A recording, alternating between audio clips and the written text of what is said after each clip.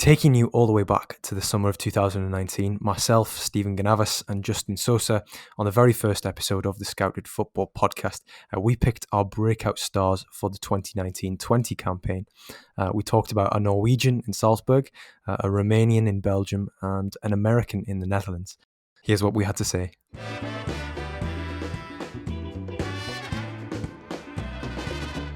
Obviously, the theme that we're going with in this opening episode is breakout players in Europe's top flight outside of the top 5 leagues. And one player that really got my attention over the summer was Rhian Lihadji with Romania at the Under-21 Euros. He has subsequently earned a move to KRC Genk from Viitorul Constanta in the Romanian league to the Belgian Pro League. He's very much a number 10, and based on his early performances there, he's looking as though he's going to play in a midfield 3, but as the most advanced. He plays with this silk and this class and this craft that is really nice to watch. And in Belgium, even still, he can be erratic at times, but he does really, he's very silky, and he has a nice move where he'll dribble in one direction and then he'll quickly turn, roll his man, and then float the ball out wide. It's not just his dribbling and carrying ability to get into positions where he can progress the ball. It's his distribution as well, which is quite nice, and perhaps why he's on set pieces as well. Another player who is in sort of a lesser but top flight European league is Erling Haaland at Red Bull Salzburg in the Austrian Bundesliga. Steve, you've seen him a couple of times, and if we're being honest, everybody who contributes to Scouted knows about Erling Haaland, about what he's about, because he is such a striking figure when you watch him play. Steve, he's been great in this first full season at Salzburg. There's only been about 4 games, but he scored 7 goals, and it's a sign of things to come for a 19-year-old. Yeah, he is an absolute beast. He's built like a truck. In Norway, he's at Molde scoring goals for fun, I think, as a 17-year-old. And he's just moved over to Salzburg now, and he started the season off very strongly. I think there was one preseason friendly goal where he just picked the ball up at halfway, and he looks like a big boy, and he's a big boy, but he just puts his head down and he just dribbled through everyone.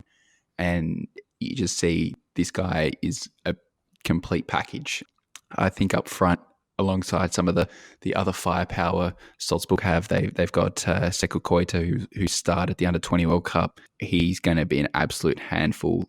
Going back to the Under-20 World Cup, there is a game against Honduras that he scored 7 goals. He's just scary. Well, another player I wanted to talk about was Serginho Dest, who for the U.S. Under-20s at the Under-20 World Cup and for U.S. youth national teams for a while now has been absolutely phenomenal at right back. And this year he looks like he's going to get his fair share of time in Ajax's first team. Having already started their Super Cup, so to speak, I'm not sure what it's called, and then being on the bench for a few of their Champions League qualifiers for their first league match, and then I believe he came off the bench in their most recent Champions League qualifier. With his skill set, I mean, there's a lot of talk about him within the U.S. fan base of wanting him to get to get capped by the senior national team, which I don't think is unreasonable, especially with the way that the national team's been going. We've been capping a lot of players who, whether you believe so or not, deserve a cap, or just for the sake of giving a player a cap. And I think Dest is definitely one that they need to look into, especially with Greg Berhalter considering to play Tyler Adams as this right back center mid hybrid rather than a natural defensive midfielder, because Serginho Dest provides exactly what he's looking for in that position, in the sense that he can get forward, he can come inside into midfield and play with other center midfielders and link play between defense and offense. He's good on the ball, and when it comes to tracking back, there's holes in his defensive game, and I think that's a lot of people's main concern about him. But when you watch him against France or against Ecuador, basically within big games, he shows up on either side of the ball.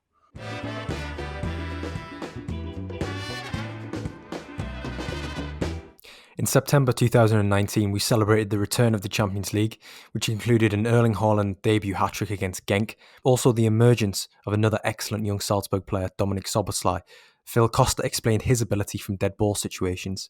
Particularly from set pieces, he's got this technique where he gets so much pace on the ball. It's like pace and dip, which is, two deadly combinations.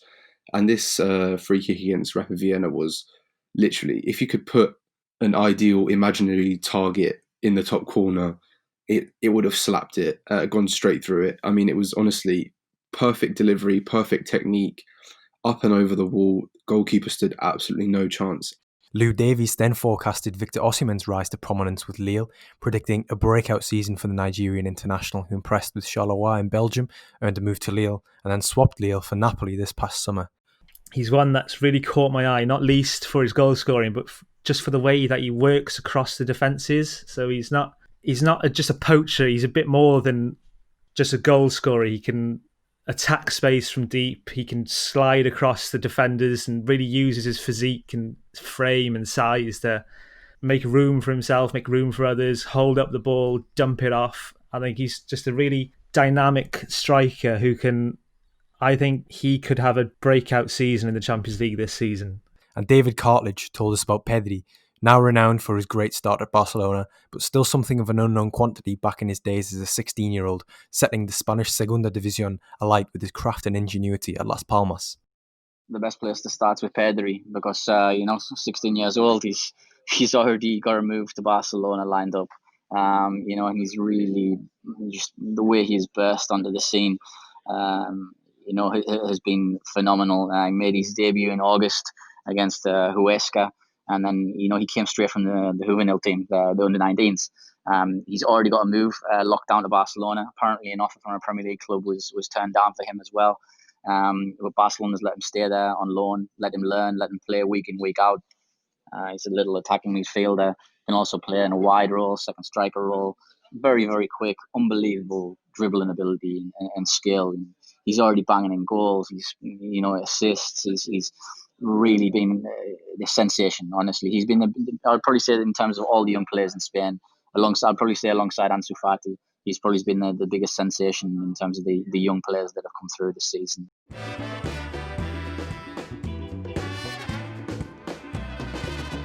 Around this time a year ago, we spoke to Connor Rowden, best known as Rowd JRSG on Twitter, about England's youth international age groups. He had some choice opinions on what would be best for Rhian Brewster's development, as well as two teenagers who are now playing regularly for Borussia Dortmund and Bayern Munich.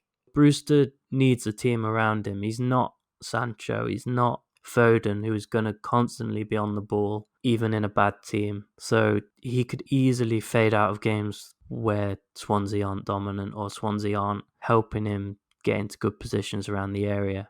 I also am a little bit sceptical about the track record of players like him at this age, at these levels of in competitive leagues. He's a goal scorer, he's a number 9, but he's not 6'3", and he's not lightning quick. He's a good athlete, and he's not small, but he's not going to lead the line at this level like a Calvert-Lewin did, even when Calvert-Lewin was struggling a little bit to put it all together. He's not that type of player. And I think if you look around, there aren't that many type of 19-year-olds playing, at least in the top 2 leagues. You look at someone like Tammy Abraham, who is a better athlete than Brewster. His struggles when he was on loan at Swansea as well.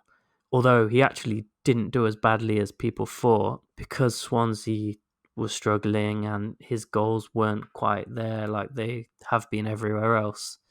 He started to get picked apart a bit. And I worry that, although I still believe Brewster will come good eventually, I do worry about just how high the expectations are for Brewster to hit the ground running. And the expectations are coming from a lot of people who I don't think have actually seen him play and don't know what type of player he is. So although I think he's going to have a very successful career long term, I just think people should have a bit of caution with him to immediately be ripping up the championship or anything like that. Are there any other names of note in that under-17 squad from what you've seen that are sort of worthy of being held in the same conversation as Harvey Elliott or Karamoko Dembele? Yeah, I think the 2000s were a rare year with Sancho, Hudson-Odoi, and then the 01s and the 02s were very good as well.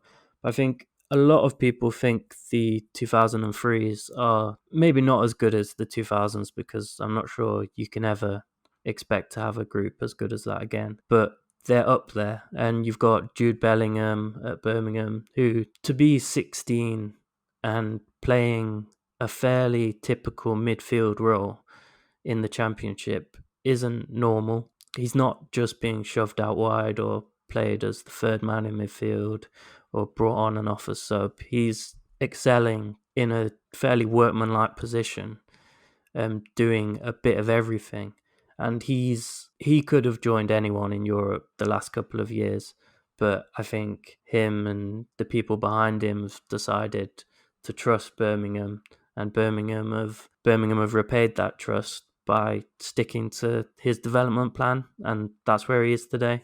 There's another lad called Jamal Musiala who left Chelsea for Bayern Munich in the summer. He's also eligible for Germany, but at the minute, at least, it seems like he's sticking with England, and he's still very lightweight, but he's just a midfielder who evades pressure on the ball, super well balanced, just glides with the ball. So it'll be interesting to see how he fills out, where he gets athletically in the next few years, and what kind of pathway is available at Bayern for him, because it's not exactly something we've seen that regular.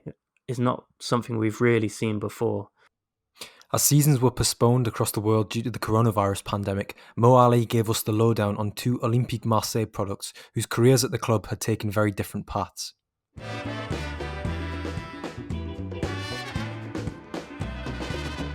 I think one of the things that stood out to me about Kamara was the fact that, this 18, 19-year-old kid, fresh off the back of that under-19 Euros, where he was a standout player, he came into one of France's most historic sides in a crucial position on the pitch and, more often than not, looked very much at home. What is it about his style of play that sticks out to you? Easiest way to answer that is that his versatility. I mean, I absolutely love his ball playing qualities at centre back. His ease of being shunted further forward into a number 6 role and then being very, very calm on the ball, bringing his defensive traits in front of the back four, stopping forward blocks is I think the best format. And I think actually personally, from watching him over the last sort of year or two and seeing him played around 30-40% of the time as number 6, he actually performs better there for me. The final Marseille player I'd like to discuss is Isaac Lihadji. It's his exploits at the Under-17 World Cup back in October, which brought him to our attention at Scouted. With regards to Lihadji, what have you seen and heard of him in Marseille circles? Well, with my experience of Lihadji game, a couple of months before the Under-17 World Cup, I actually was in Stoke, Burton-upon-Trent at the FA's St George's Park, where Marseille had played a pre-season friendly against Stoke last summer. And I actually didn't know anything about Lihadji at that point. They played a friendly against Stoke City, and he was honestly one of the players that absolutely stood out. Like, the fact that we had a right winger who had pace, who had creativity, who could dribble very well past opponents, who was a constant goal threat and really geared up for it.